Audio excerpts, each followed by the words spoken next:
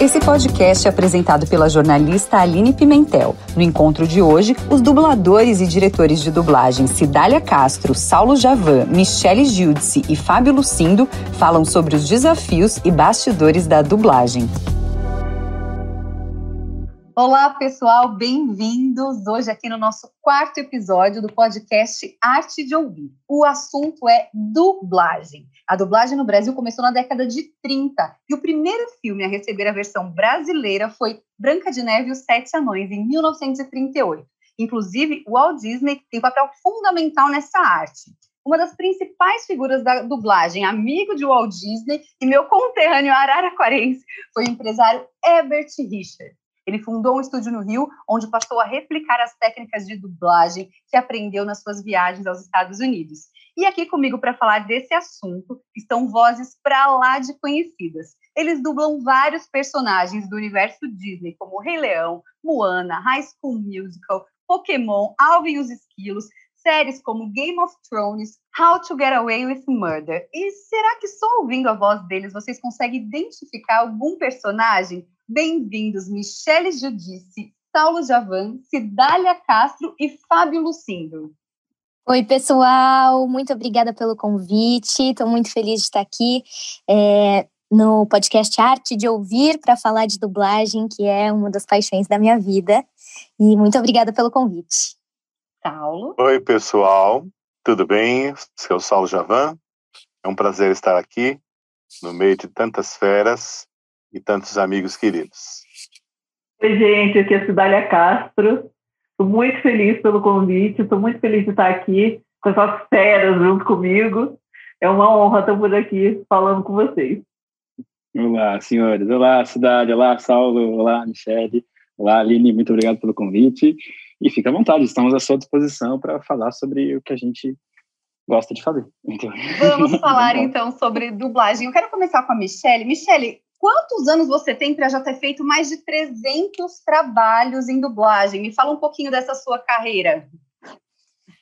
Eu tenho 25 anos de idade, mas eu comecei muito pequenininha na TV. Eu comecei com 3 anos no Bom Dia e Companhia, onde eu fiquei durante 5 anos e onde eu aprendi a maior parte das coisas que eu sei hoje na minha vida, onde eu me construí como profissional. E depois eu segui ainda na TV, depois no teatro, e no meio de tudo isso eu conheci o mundo da dublagem, me encantei e fui me especializar e aprender sobre esse mundo tão mágico, né? E eu comecei na dublagem com 13 anos de idade. E quando a gente começa assim, criança, geralmente os estúdios procuram atores mirins, né? O Fábio Lucindo começou assim também, que eu sei. Eles procuram atores mirins que já tenham um pouco de experiência na área de interpretação, para fugir um pouco daquele lance da voz caricata, né, da voz de adulto fazendo criança. E aí foi onde eu comecei. Então eu tô aí já há 12 anos dublando e muito feliz.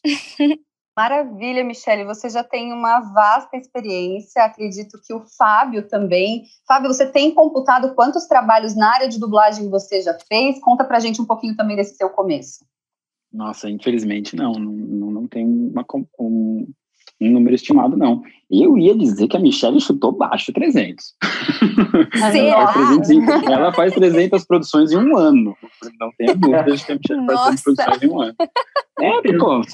Porque tem dia que você faz uma coisa só, tem dia que você faz 5, entendeu? Compensa, tem dia que você não dubla, mas tem dia que você faz 6 coisas diferentes. Então é difícil fazer uma média, assim. E como a Mi falou, eu comecei criança também, a dublagem foi a última, eu não comecei tão cedo quanto a Michele começou com 3, eu comecei com 5. Aí eu fui depois também, mesma coisa, eu fazia publicidade, depois teatro, aí quando tava com 11 para 12, comecei a dublar. E tô hoje com 36, então já tô dublando a 24, e acaba criando um grande volume de trabalho, assim. Tinha a coincidência da Alamo, que é um estúdio que hoje não existe mais, mas que é tipo a Herbert Richards de São Paulo, assim como o Herbert fez esse caminho no Rio de Janeiro com o Walt Disney, em São Paulo, o Alan Stoll fez isso com a Vera Cruz, que também produzia muito cinema tal, e toda a parte de sonorização era ele, e aí ele fez, a Alamo montou também, que era o Império de Dublagem em São Paulo, que fechou em 2010, se não me engano. E é muito perto da casa dos meus pais, então tinha uma indicação de outras pessoas, sabiam onde era, tinha uma questão geográfica que era simples de chegar, não era um lugar que era do outro lado da cidade, que era um baita trampo. Fui lá, fiz um estágio e nunca mais parei, assim, foi uma coisa meio uma inércia de outros trabalhos. E quanto que a dublagem está diretamente ligada à música, né? Todos vocês são cantores também, precisa ser cantor para ser dublador? Me fala um pouquinho disso, Cidália. Não, assim, ultimamente tem tido muitas produções com música, né? Teve esse boom de alguns anos para cá e tal. Claro que sempre teve os filmes clássicos, né? Desde o Branca de Neve e tal, mas era sempre mais localizado nos filmes. Só que agora as séries estão tendo muita música, então está tendo uma demanda maior. E agora mudaram as regras da Disney, porque nessa época mais para trás, que eu cheguei a pegar, tinha o famoso match de voz, né? Que era a combinação de uma voz cantada com uma voz falada. Por exemplo, dublador incrível, mas ele não canta, aí a gente bota um cantor com uma voz muito similar, que cante muito bem e tal, que aí compensa as duas partes. Agora, a gente até fala, porque eu também sou diretora musical, e a gente fala muito para o pessoal estudar canto e se preparar, porque a Disney, principalmente, está querendo que seja a mesma pessoa dublando e cantando, né? Ou é um cantor que vai ter que dublar, ou é um dublador que vai ter que cantar. Até eu e o Saulo viemos desse esquema, né? A gente cantou primeiro, e aí a gente se embrenhou na dublagem, né?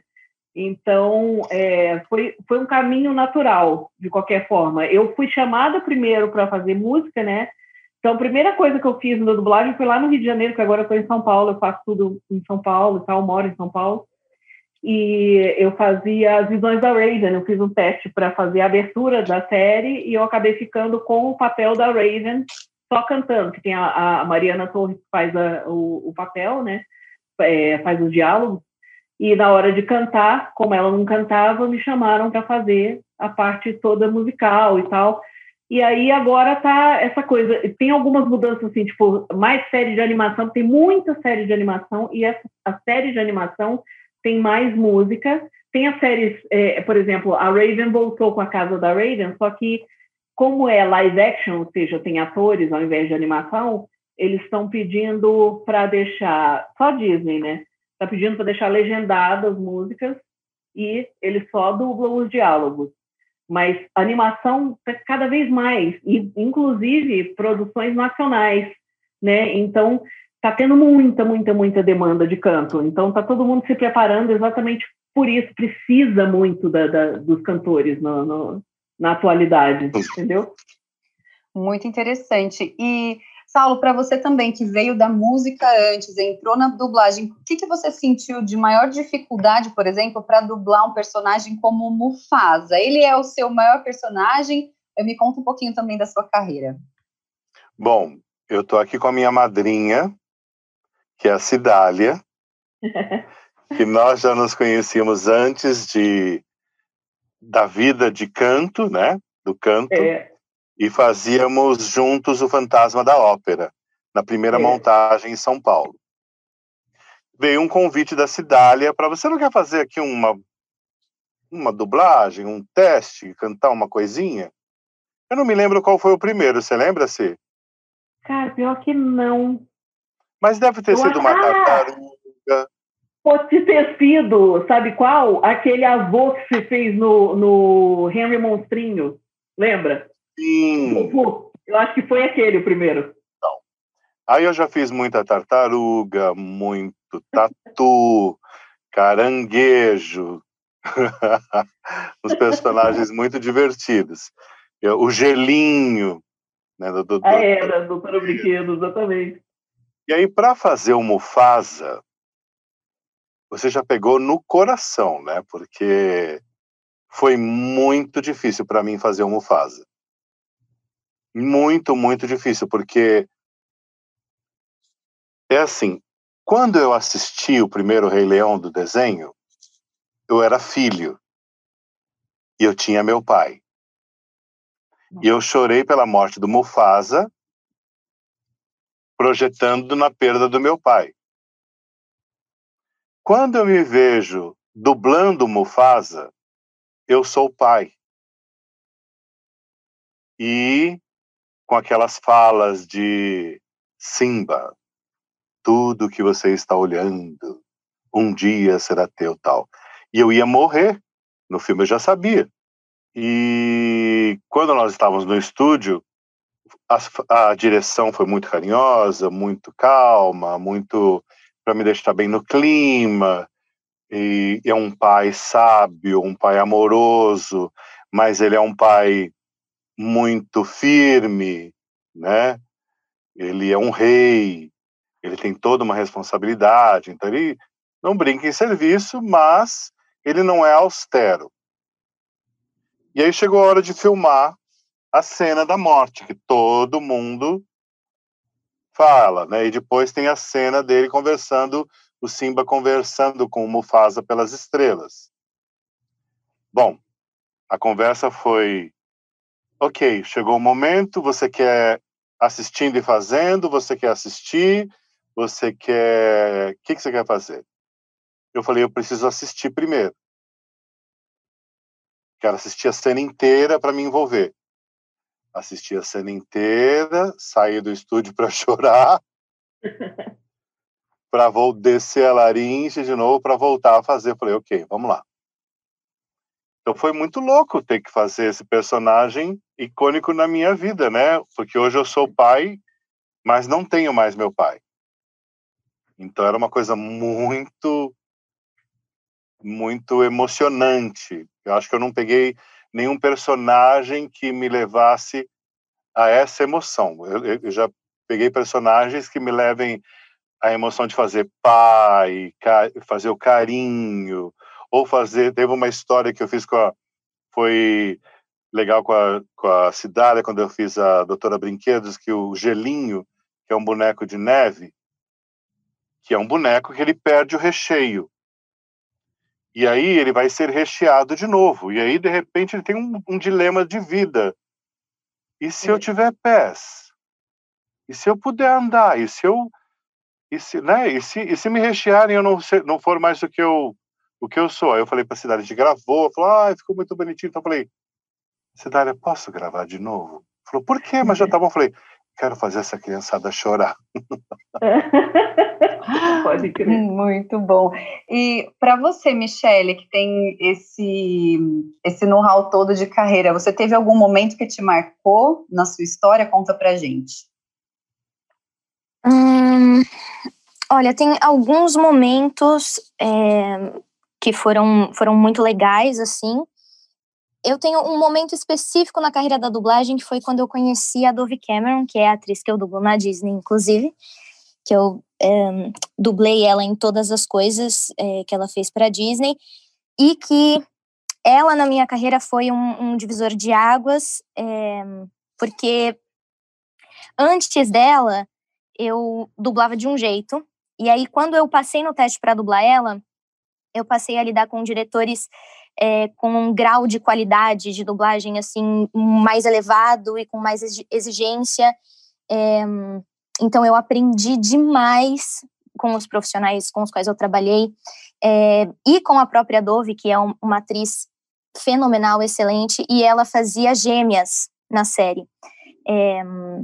Ela fazia uma das gêmeas era um extremo, que era atriz, cantora de Hollywood, famosa e tal, toda patricinha, e a outra gêmea era o extremo oposto, que era toda maloqueira, do esporte, descolada, e ela fazia esses personagens muito bem, ela distanciava muito as duas na interpretação dela.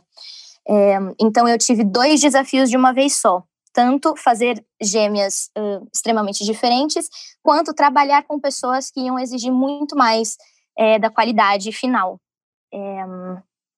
Então, foi um divisor de águas, assim, na minha carreira. Depois que eu comecei a dublar ela, eu passei a ver, tanto tecnicamente quanto artisticamente, a dublagem de um outro jeito completamente diferente. E uns anos depois, ela continuou fazendo outras coisas para a Disney, outros trabalhos, filmes e tal.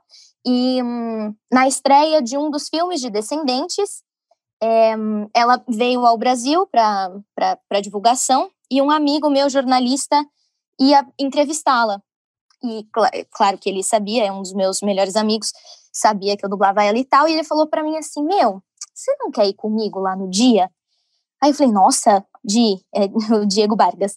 Claro que eu quero, imagina. Uma ideia de ser citado, Diego Vargas, incrível. Maravilhoso, perfeito. E aí ele falou assim, não é certeza que você vai poder entrar comigo, porque, né, eu que vou entrevistar, então pode ser que na hora eles te barrem. Mas você vai comigo, se eles deixarem você entrar, você entra e eu faço a ponte de apresentar a Dove para você, né? E aí esse foi um dia muito, muito doido, porque quando a Dove falou comigo, ela ficou muito emocionada e ela chegou a falar assim, se não fosse por você, as crianças do Brasil não iam conhecer o meu trabalho. E eu acho que esse é o momento da carreira do dublador que ele respira fundo de alívio, falando assim, o meu trabalho tem importância, o meu trabalho tem valor. E é reconhecido isso. Às vezes, talvez, não especificamente pelas pessoas do nosso país, mas, poxa, tem um reconhecimento, tem um valor. Então, esse dia foi muito especial, assim, foi muito marcante mesmo. E em LiveMed eu trabalhei tanto com o Fábio Lucindo me dirigindo, quanto com a Cidália dirigindo as músicas, porque a Dove também cantava. Nas primeiras temporadas a Disney ainda estava tentando fazer as músicas das séries cantadas, né? Depois que ela veio com essa nova ideia de, quando for série, legendar.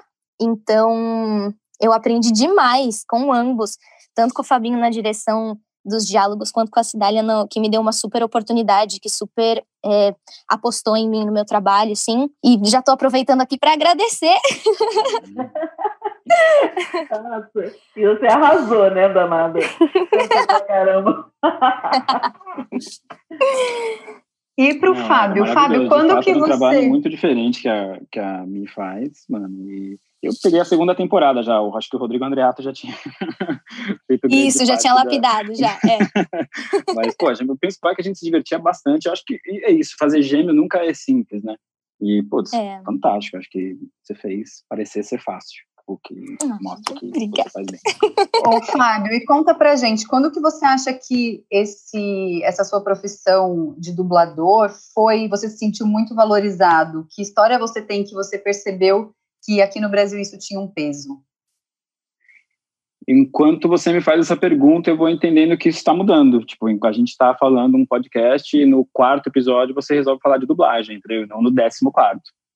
Aí eu falo assim, opa, estamos falando de dublagem um pouco antes, dublagem a tema, fala-se muito mais, tipo, daqui a 15, 20 anos, assim. Aí eu vou sacando, falo, nossa, hoje dubladores são reconhecidos, hoje tem atores que querem estudar especificamente para a dublagem, coisa que há 20 anos era impensável. A dublagem era meio um lado B, meio underground, tipo, era meio o cara que não rolou teatro, não rolou muito novela, ele tá meio fazendo teatro, tá fazendo dublagem. É meio visto como uma panela, assim, era uma coisa que acabou mudando. Hoje, com as redes sociais, qualquer profissão que você tenha, você pode ser famoso. Você pode ser um dentista, celebridade. O dublador tem esse apelo da voz, né? Que quem gosta disso tinha esse mistério. Querendo ou não, você liga um pouco com a aura do personagem. Não que você, às vezes, tem gente que se confunde, às vezes, mas tipo, você acaba misturando um pouco a identidade de um com o outro. E são figuras muito icônicas, muito famosas. Então, para o dublador tem uma potência um pouco maior. Então, acho que hoje, a cada dia que passa, eu vou entendendo que cada vez mais fala-se de dublagem e a dublagem está sendo cada vez mais reconhecida. É um processo, assim. E pela visão dos diretores, né? Vocês são pessoas também que recrutam dubladores para trabalhos. O que você, Saulo, como um diretor musical que recruta não só para dublagem, mas para outros trabalhos, o que vocês enxergam nessas pessoas? O que essas pessoas precisam ter de básico para trabalhar com dublagem? O que vocês acham? Eu não recruto para dublagem, né? Na realidade, quando eu só ajudei algum amigo diretor, quando eu precisava de algumas vozes, falei assim, eu dou a indicação, mas eu não tenho esse trabalho. Mas o dublador, ele tem que ter um trabalho de ator, tem que ter um acompanhamento de fono, porque às vezes você é levado a fazer, eu falar por minha experiência, você é levado a fazer uns personagens que se você não sabe onde você vai colocar a voz para fazer uma coisa meio caricata, você pode se machucar. Isso eu falo porque aconteceu comigo, não de me machucar, mas falar, vixe, eu que inventei essa voz, agora eu vou ter que dar um jeito de lidar com ela, com o 7A, que eu fiz o Zangado e fui fazer uma homenagem à atriz Miriam Muniz no teste. Aí o pessoal gostou, nossa, Zangado, não sei o que e tal. E eu falava tudo assim com ele, nervoso, parará. Só que eu não sabia que ele falaria tanto e ainda cantaria assim. Teve um dia que tive uma escala de 2 horas no meio, eu falei, gente, por favor, já está sangrando aqui. Eu preciso de um tempo. E então você tem que ter um controle, você tem que ter acompanhamento profissional, porque o seu patrimônio é a sua voz, cantando e falando é a sua voz. Você tem curso de dublagem, você tem curso de teatro, que sempre ajuda a entender. Eu acho que mais do que nunca é fundamental você saber ler muito bem, conhecer a língua portuguesa muito bem, para você fazer um diferencial de valorizar verbos, né? Na hora da dublagem é tudo muito rápido. Se você não tem isso fácil na sua bagagem, vai dar muito mais trabalho para o diretor, você leva muito mais tempo gravando e pode não ficar do jeito que você imagina que você pudesse ter um resultado melhor. Então, acho que essas coisas são fundamentais. Eu enxergo como se fosse um trabalho de ator muito completo, né? Para você também, Cidália, o que você enxerga, o que você procura ou busca nas pessoas quando você está conhecendo? Você sim faz mais recrutamentos para dublagem, é isso? Eu sempre vou atrás de atores que tenham experiência em canto e tal, porque é aquilo que o Saulo estava falando, precisa ter ator principalmente para ser dublador, porque é um trabalho de atuação. E é muito mais difícil porque você não tem apoio de uma mão, de uma expressão corporal, é tudo na voz. Você tem que passar tudo na voz, inclusive no canto. E isso é uma coisa que muita gente subestima, porque fica parecendo, beleza, eu vou cantar, mas eu tenho que cantar lindo, eu vou cantar para Disney, então eu tenho que cantar muito maravilhoso.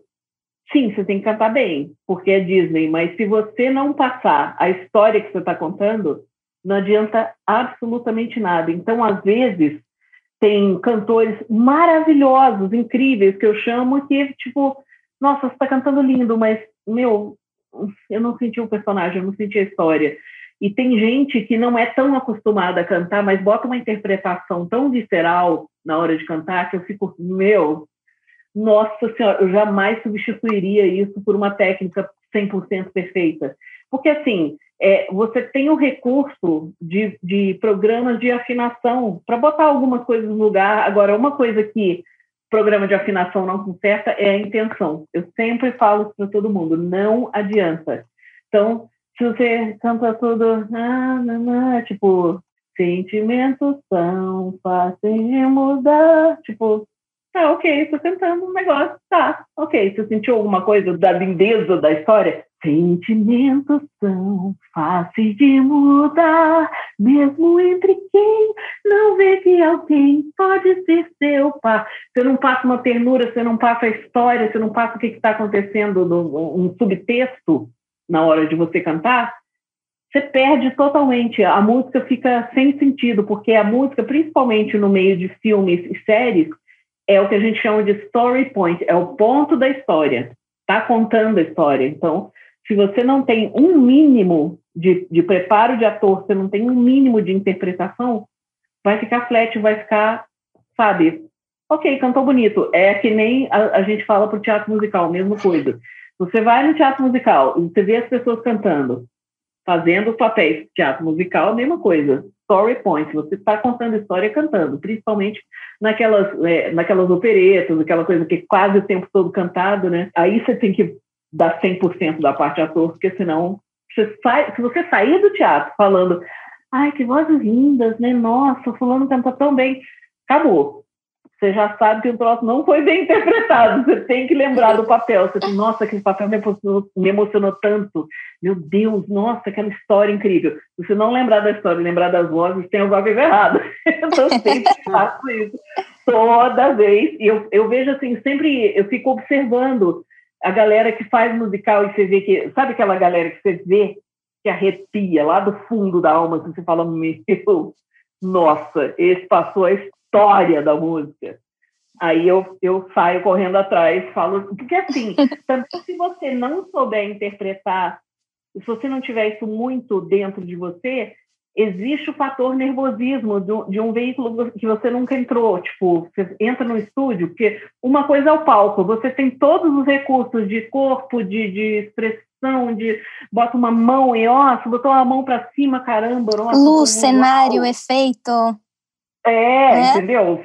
Aquela fumaça maravilhosa, aquele glitter, não sei o quê, aquela roupa incrível. Você ganha muito mais por aí do que outra coisa, né? Agora, você chega dentro do estúdio, dá aquela gelada, tipo, ai meu Deus, e agora? Não vai adiantar nada eu botar a mão pra cima, não vai adiantar nada eu botar a cabeça pra cima. Você tem que olhar pro microfone e botar tudo de si ali. Tudo não tem como. Entendeu? A dublagem, muita gente fala assim, dublagem é só ler. Se você souber ler muito bem, tá bom. Não, cara, não. Nunca, jamais. Além do que, Cidália, só um detalhe, a gente nunca, salvo algumas exceções, talvez, não sei, quem é povo que é muito mais experiente do que eu, você nunca tem o material antes. Exato. Você nunca tem o seu texto antes, você nunca tem a ânima do personagem antes, você nunca ouviu a melodia da música que você saiu de casa para gravar antes. E quando você chega lá, 90% das vezes, você não tem uma partitura. Para você, bolinha sobe, bolinha desce. Então, você tem que ter uma bagagem de ator, tem que ter um despreendimento para você se jogar, experimentar e estar aberto a ouvir, não é isso. Exato. Não, calma, não. Porque, por exemplo, com o lado cantor, vou falar só pelo lado cantor específico, mais voltado para o cantor de ópera. Pega um cantor de ópera, você fala 2, 3 vezes para ele, não é isso, ele já está emburrado, ele já acha que ele não é com ele, que o diretor não gosta dele, que o pianista está querendo derrubar ele. Na dublagem é outro universo. Você é um veículo a serviço de dar a alma para um personagem. Isso tem que ser muito rápido. Se você não tem dentro de você, como a Cidália falou muito bem, o ator, se você não tem dentro de você trabalhar da sua voz como cantor, não só preso como, por exemplo, eu sou cantor de ópera. Eu acho que eu nunca cantei uma coisa de ópera, cantei quase, né, Cidália, o Cavaleiro Misterioso, que era alguma coisa quase impostada de ópera, mas mesmo assim era um quase lá. Nunca cantei nada de ópera mesmo. Você tem que estar aberto e dominar muito bem seu material para você ir para vários vértices diferentes. E até, desculpa acrescentar, mas trazendo isso para o lado da dublagem especificamente, esse desprendimento é muito necessário mesmo, combinado com a capacidade de observar e captar muito rapidamente o que toda a equipe daquele produto queria com aquela cena, com aquele personagem, com aquela fala específica, porque, como o Saulo disse, nós somos apenas um veículo, né? É tão difícil o lance da interpretação para a dublagem especificamente, porque não vai ser a sua interpretação. Você não vai criar um personagem, não, na minha opinião, pelo menos, não existe isso na dublagem, não cria-se nada. Você tem que reproduzir um trabalho que já foi criado por outra pessoa e apenas conseguir executar aquilo no seu idioma, versionando quando precisa, claro, por conta, né, do idioma e da cultura e tal, mas sempre sendo o mais fiel possível à obra original. Então, né, acrescentando, uma das coisas que um dublador precisa ter muito é essa agilidade de captar qual que era a intenção, qual que era o objetivo da equipe criativa, conseguir reproduzir e, de preferência, se possível, ter algum entendimento de outros idiomas, né? Principalmente do inglês, que acredito que 90% das coisas que a gente faça, não sei se 90% eu estou exagerando, mas é porque eu acho que é muita coisa mesmo, na maioria das coisas que a gente faz, vem do inglês, norte-americano ou britânico. Então, você ter um pouco de conhecimento do idioma e, às vezes, até da cultura, para entender que, às vezes, aquele personagem específico, ele tem uma outra áurea, porque ele veio de uma determinada cultura, de uma coisa específica. Então, quando é possível que a pessoa tenha esse estudo, acrescenta bastante também, principalmente os diretores, né? Não, e se despir do ego também, né? Porque muita gente vai com o ego, tipo, eu preciso cantar bem, eu preciso dar tudo de mim, da minha voz, vai aparecer. Não, cara. A gente tem que exatamente ser o veículo. Isso é extremamente importante, né? Complementando o que você falou, lembrar que, assim, como a gente vai só executar aquilo o melhor possível, dar a alma brasileira, vamos dizer assim, o melhor possível para a obra que nós vamos dublar. Às vezes você está dublando uma cena de um seriado que ainda nem foi para o ar e você não sabe o que vai acontecer com aquele personagem. Você tem que estar com o radar muito afiado, muito alinhado com o diretor que tem, porque não adianta você... Às vezes você pode colocar toda uma dramaticidade numa cena que depois a desgraça vem lá na frente, 10 capítulos para frente. Ainda não é, né? É muito difícil isso, né? Tem que estar muito atento a esses detalhes. É importante todo esse briefing, né? O briefing do diretor que já está um pouco mais por dentro da série que está sendo feita, e aí é muito importante você escutar o diretor e saber mais do que se trata, né? Porque antigamente tinha essa coisa de todo mundo ensaiar o trabalho, todo mundo junto dentro de uma sala, agora cada um grava a sua parte, não vê o filme todo. Antes tinha a coisa de ver o filme todo, que é uma coisa que os diretores fazem, né? A gente vê a cena até se entender ela destacada, mas é sempre bom ter a gênese do personagem um pouquinho, né? Porque a gente nunca vai ter essa compreensão toda de mergulhar na obra só depois vendo ela inteira, mas a gente não tem essa oportunidade hoje. Né? O diretor que tem propriedade da obra, né? O diretor de dublagem e musical que possui o maior número de informações que pode ter, então por isso que a gente tem que confiar mesmo, e por isso que, na minha opinião, a gente às vezes até subestima um pouco a função do diretor, né? Porque, exatamente, o diretor é responsável por harmonizar tudo, né? É claro que é a minha voz que vai estar lá, mas primeiro, dependendo do diretor, você tem um rendimento específico, né?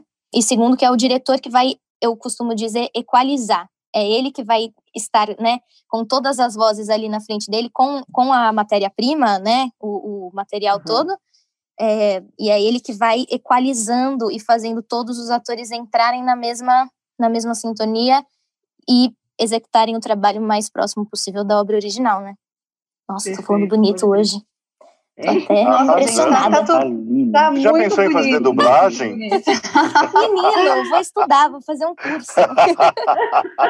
Muito bom, muito bom. E, Fábio, qual foi o seu personagem mais icônico, que você ficou por mais tempo, se aproximou mais, ou que fez mais sucesso? Não vale. Não vale essa pergunta pro Fábio. Porque ele tem muitos. É um dos que você perguntou. Acho que o mais icônico, sem dúvida, é o Ash do Pokémon, que é um personagem que está associado a uma franquia que é global, que qualquer pessoa, se você tiver em praticamente grande parte do mundo e falar do Pikachu, a pessoa vai saber. Pode confundir Pikachu com Pokémon, mas sabe do que está falando. Então, acho que é muito famoso e é impossível passar ao largo disso. Mas hoje já não é o personagem que eu fiz há mais tempo. Também já não é o personagem com o qual eu mais me identifico. Então, acho que o mais famoso, mais icônico é o Ash, mas o que eu faço há mais tempo é o Kuririn, o que eu mais gosto é o Arnold ou o Legoshi. Então, ou o Shinji do Evangelion. E tem o Zac Efron aí nesse meio. O Zac Efron é o mais afetivo, eu diria. Né? É o mais adolescente, coração adolescente do meu afeto. E é o meu personagem Disney mais famoso. Dentro da Disney, eu acho que eu faço outras pontinhas em outras séries, mas meu personagem Disney de maior destaque, sem dúvida, é o Zac Efron. Interessante. E, Cidália, qual que é o seu personagem do coração e o que você acha também que fez mais sucesso? Assim, todo mundo vai escutar a sua voz e vai lembrar. Como eu comecei com música, o que o povo mais lembra da vida, que fala, eu me sinto até meio jurássica, que as pessoas chegam, meu, você marcou a minha infância, cara, que incrível. As Visões da Raven e o Eu, a Patroa e as Crianças, que eu fazia a Jay, todos os dois, só música. Então tinha aquela coisa... Icônica, eu disse. O povo sempre vira pra mim e fala, ai, pelo amor de Deus, eu adoro quando chega a Jay no Eu, Patroa e as Crianças e fala, bom dia, amor, ama. Ai, e Visões da Raven também. Cara, eu nunca vi tanta gente para cantar a abertura das Visões da Raven. O povo, meu Deus, você que fez! Você quer ver o futuro! E todo mundo, sabe, festeja muito. Então, às vezes, eu posso até dizer, caramba, foi muito icônico ter feito, e para mim foi super icônico ter feito a Bela e a Fera, né? Eu fiz a Senhora Fox. né, esse de 2017, e foi incrível, porque era para ter passado para a Cômoda, fiz o teste para a dona Cômoda, e aí eu não passei, e aí me chamaram para outro teste, e eu passei para ela. Quando eu vi que eu ia cantar o tema do filme, A Bela e a Fera, eu falei, meu Deus, sabe aquela coisa, tipo, passa um filme na sua mente, você fica, meu Deus, eu conheço essa música, tipo, desde sempre, e eu vou cantar ela pro filme. É super icônico, principalmente para mim, eu fiquei muito emocionada, e de dublar também e tal. Mas não adianta. O povo fala de mim, fala de Raven e fala de Eu e a Patroa das Crianças. Não tem jeito. Ai, que demais. Michelle, e você? O que você sente que foi um ponto alto da sua carreira, que você se identifica muito, que as pessoas também reconhecem a sua voz? Eu acho que tanto, assim, a personagem do coração, unindo, né, as duas coisas. A personagem, assim, que tá no meu coração, que eu gosto muito, e também é uma das personagens que mais me procuram, assim, para falar sobre, até por ser um pouco recente, talvez, é a N, da série N com E, da Netflix. Não acredito! Sim! Que é uma série muito sensível, muito importante. Eu vou ter que assistir. Assiste. Agora eu vou assistir dublada. Assiste.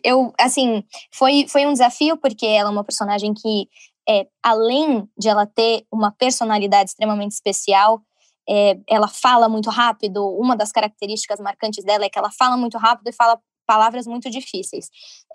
Então, foi um desafio dublar ela, e ao mesmo tempo, as temáticas dessa série são extremamente importantes, extremamente sensíveis.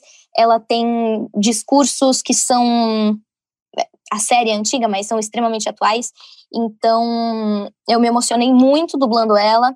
E quando a série foi cancelada, teve um boom, assim, de fãs indignados com o cancelamento da série e que começaram a me procurar e a falar sobre isso comigo. Então, eu vou de N.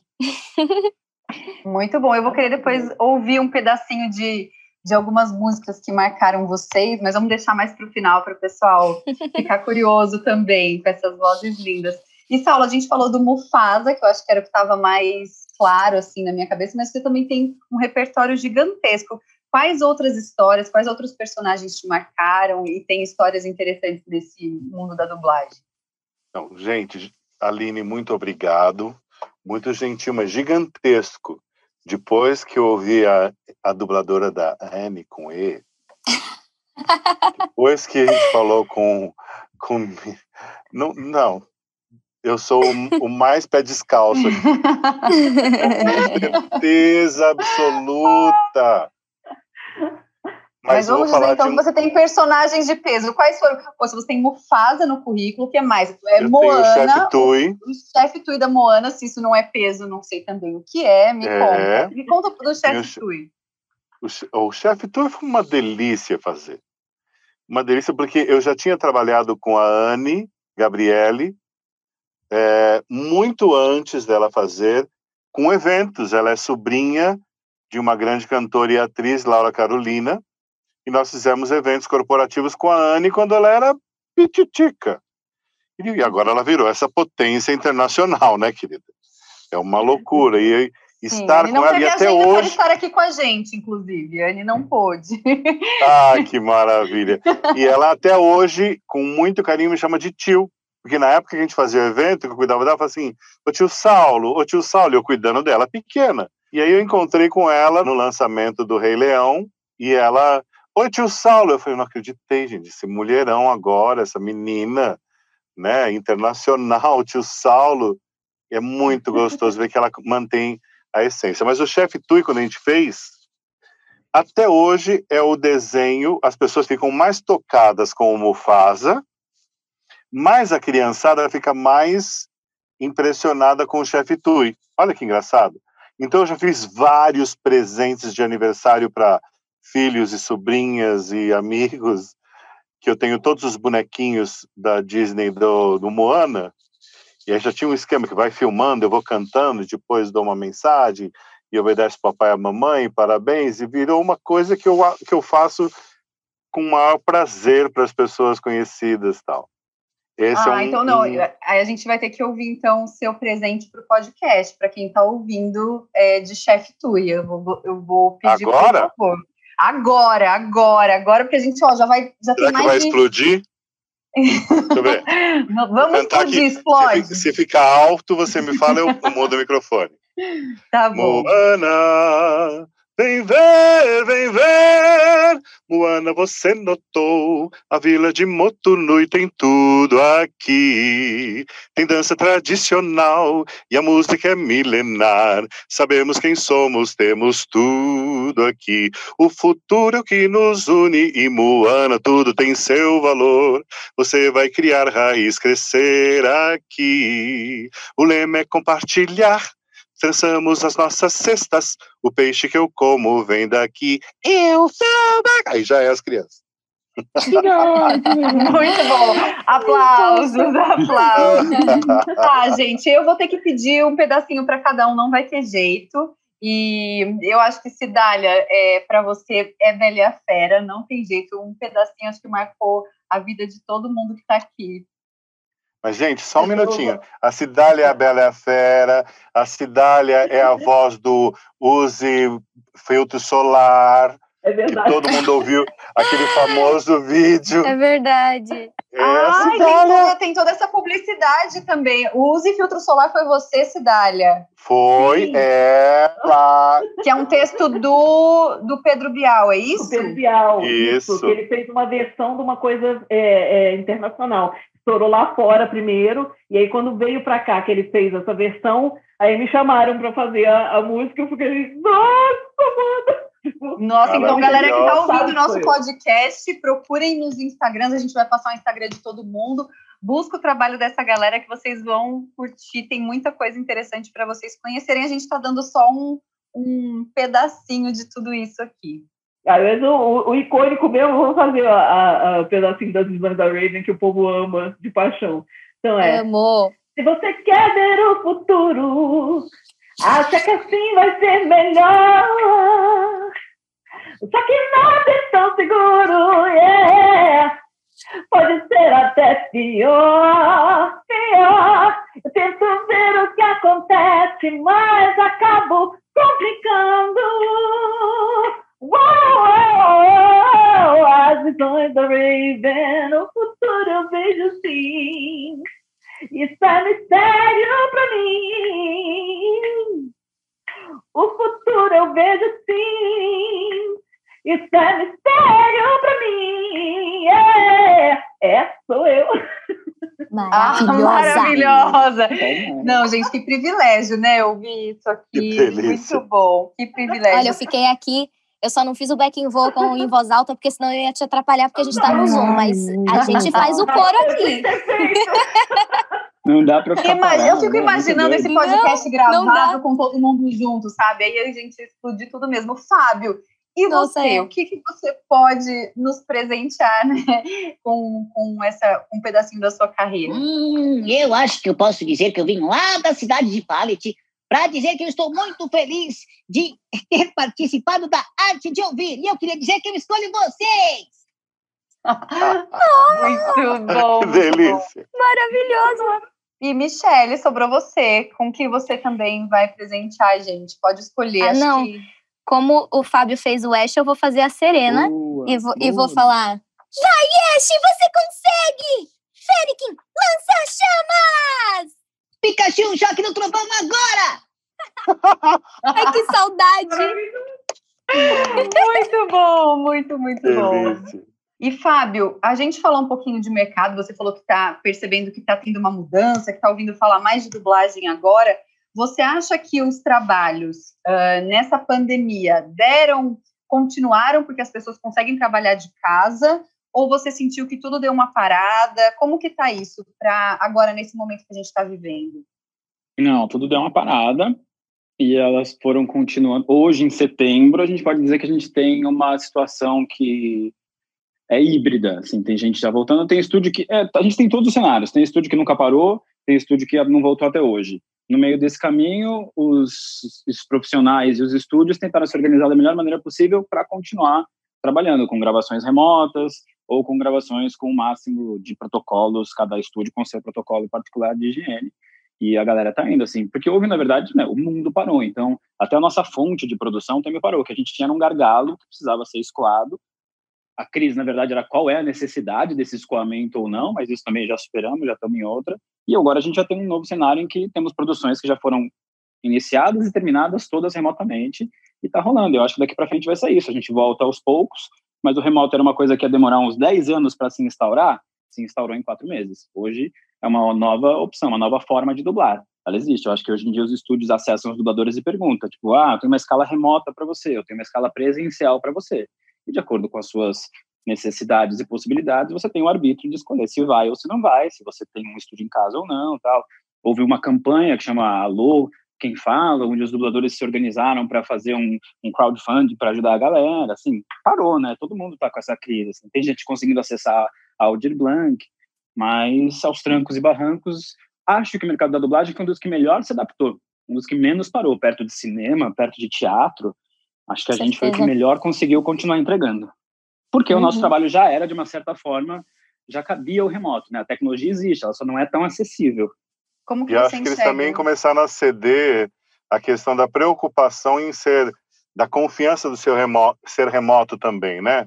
A confidencialidade dos dados. A gente começou a entregar, exato, A gente começou a entregar, acho que a gente não tem mais acesso, né? Quando a gente grava remoto, a imagem, o material que a gente acessa é do computador do estúdio, é um controle remoto, a gente não tem como salvar, e a gente assinou o contrato também de confidencialidade da mesma forma, então acho que as pessoas se precaveram em todos os sentidos e tá rolando. Mas foi muito louco, porque a gente estava vindo numa onda de os clientes pedirem mais segurança nos estúdios de dublagem, né? Um pouquinho antes da pandemia, uns meses antes da pandemia, rolou um esquema assim de todos os estúdios começarem a adquirir protocolos de segurança em termos de confidencialidade mesmo, né? O acesso está cada vez mais restrito, né? Cada vez mais difícil acessar o estúdio, o conteúdo, é muito doido. Sim, de não poder entrar no estúdio com celular, de não poder mais, assim, às vezes se você não tem escala, você não pode entrar no estúdio. O diretor não acessa mais, não leva mais o filme para casa, ninguém mais baixa o filme na máquina em casa, tudo acessa da rede, da nuvem, é muito doido. E aí, na pandemia, isso foi quebrado um pouco, Fá? Agora eu que tô fazendo a pergunta, ó. Sou entrevistadora do podcast agora. Eu acho que em algum grau, sim. Eu acho que projetos high confidencialidade foram adiados, na verdade. Eles não vão ser lançados. Eu acho que foi um arbítrio de distribuidores. Cada distribuidor soube mesurar o que valia a pena perder certo capricho em relação a isso, correu o risco, na verdade, porque eu acho que não fiquei sabendo de nada que vazou, mesmo até esses novos lançamentos, acho que deu certo. Mas eu acho que tem coisa que eles preferiram segurar, tem coisa que a gente não tá fazendo mesmo e que ficou para 2021, sem dúvida. Entendi.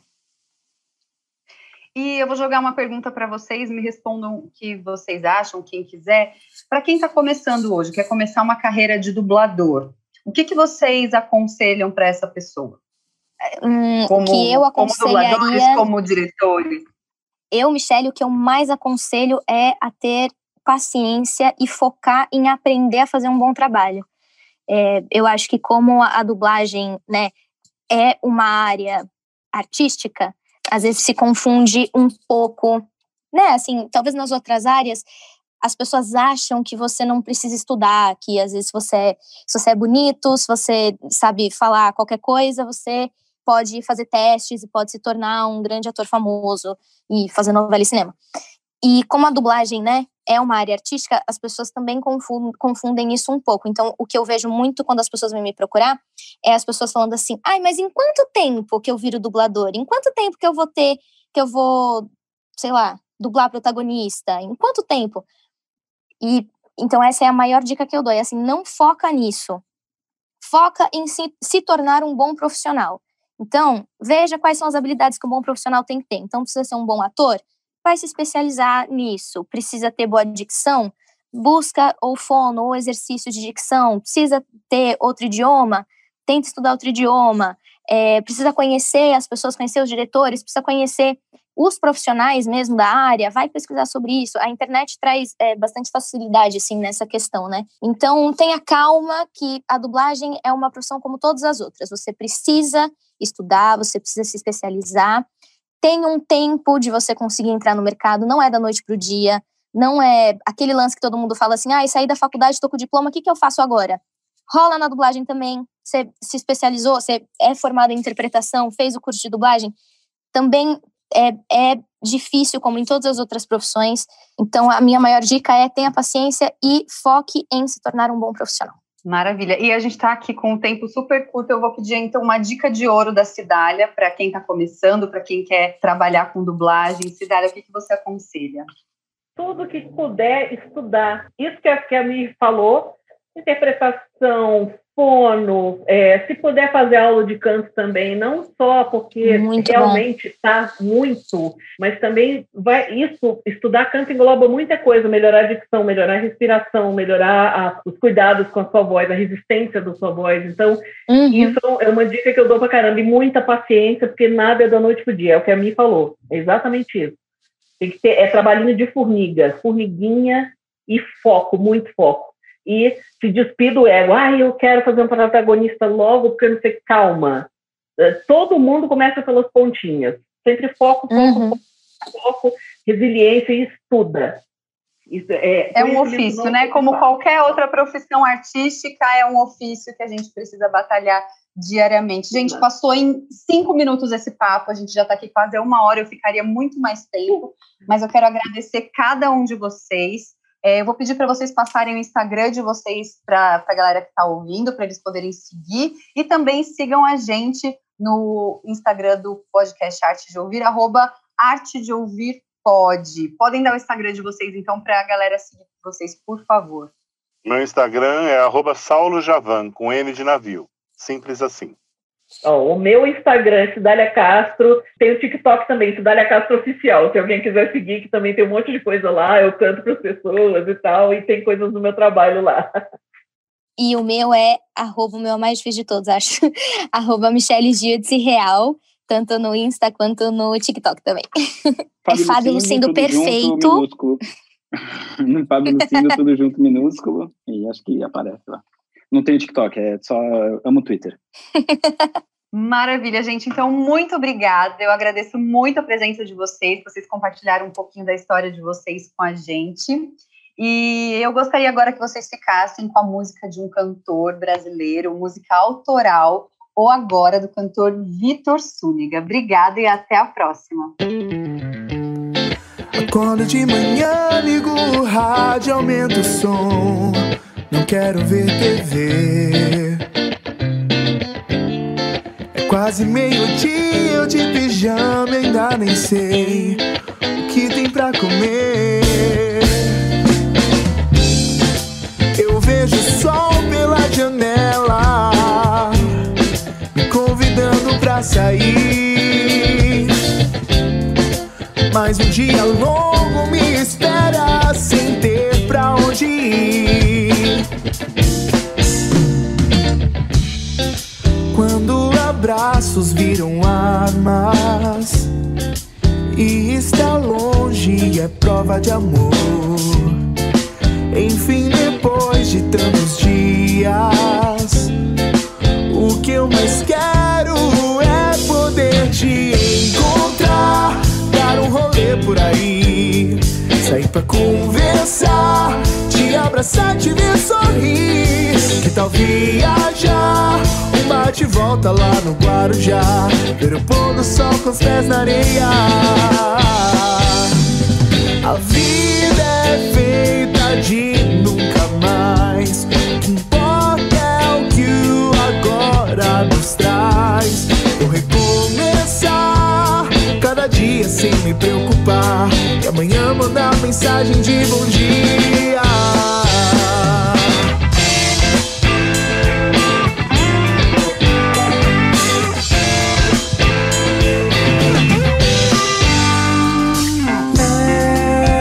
A saudade apertou, é que o tempo passa lento longe de você, e depois de tanta dor, a alegria vem.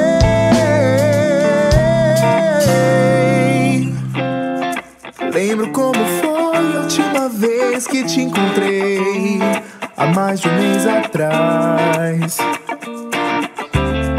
Nós dois no chão da sala, embriagados de gin.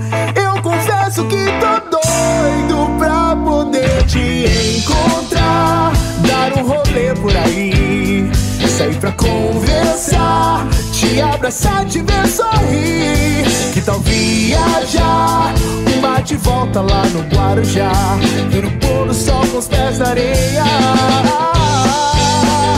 A vida é feita de nunca mais, o que importa é o que o agora nos traz. Vou recomeçar cada dia sem me preocupar, e amanhã mandar mensagem de bom